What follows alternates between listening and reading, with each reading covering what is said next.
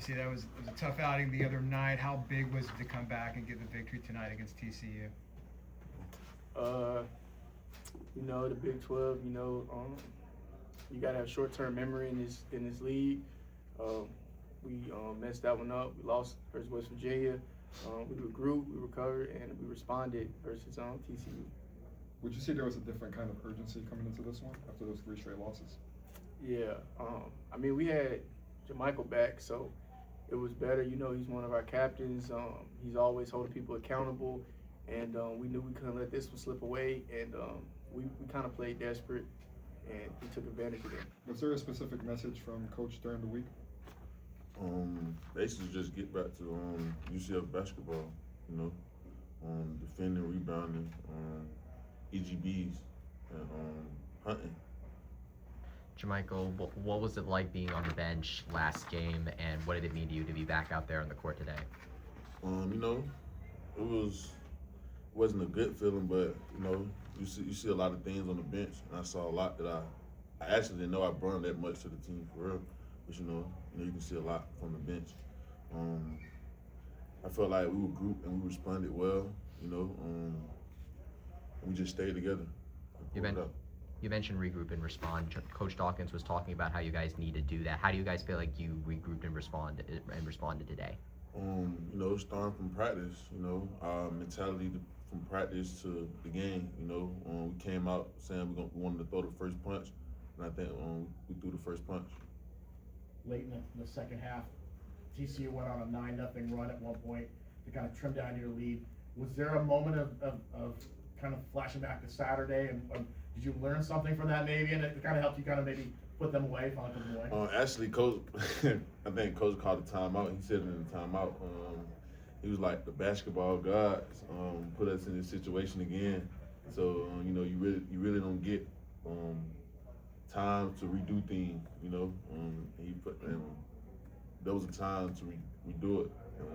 He put it out. So. Themus, in the second half, you had 12. You saw how frantic their defense was trying to get early steals. What were you doing differently in the first half compared to the second? Nothing really. My job is to make plays, make life easier for my teammates.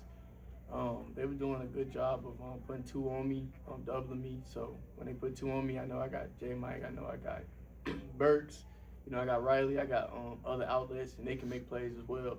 So it was just reading the defense. They stopped doing it as much in the second half because we was having so much success in the first half. But just take what the defense gives. You mentioned Jordan Burks. Talk us through. Obviously, he had a hot night. Talk us through how important he was tonight for the team. He's important every night. I hate that it don't show up all the time on the stat sheet because people don't give him his flowers all the time unless he has a lot of points, hit a lot of threes. But he's the main guy, crashing, getting us extra possessions, guarding one of the top players. He's a vocal point for our team, and without him, we probably won't be in this position. Themus, defensively, it seemed like you guys were able to get up on your guards a little tighter than maybe in some of the past games. Did you maybe feel like they couldn't get around you as much as maybe some of the past games? Every game I try to take on a challenge and guard my yard, guard my matchup. And I feel like as a team, we're doing a better job of just taking on the challenge and just taking pride in just not letting people score. J-Mike, he really takes pride in not letting people score. So I feel like collectively as a team, we're doing a good job of guarding our yards, and then we're having trust in each other, we're having each other's back, and we're just flying around out there. Time for a few more. Themus, what was it like watching Jordan Burks work today? He tied his career high, 23 points, got some crucial threes early. Just what was it like watching him work today? Man, me and J-Mike, we stay in his ear, stay talking to him. We stay putting our arm around him, just trying to teach him as much as he can because he could be such a special player. But it's good seeing all the hard work paying off, but it's just one game, We still got, I think, 5 games left. So we can't get too high, too low. We just got to keep pushing. Kind of on that point, you guys are seniors and kind of dealing with what late February games are like. What's the focus on how to finish the season strong, especially in light of potentially making the tournament and having a bigger postseason after this? Really just blocking out all the the ears and the Miles, like, on the outside, you know, like Coach said, we all we got, we all we need. So, like, just blocking out the social media and stuff and just focus on going 1-0. Last one here. Is that tough to do though? Because you kind of know where everything sits with postseason aspirations. Is that easy to not look at that stuff, especially like Joe Lenardi's bracket? Can you kind of really block that out?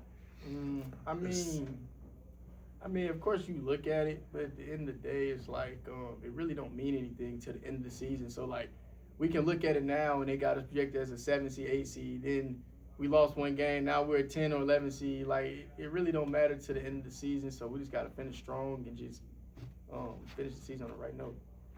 Thank you guys. Thanks a lot, guys.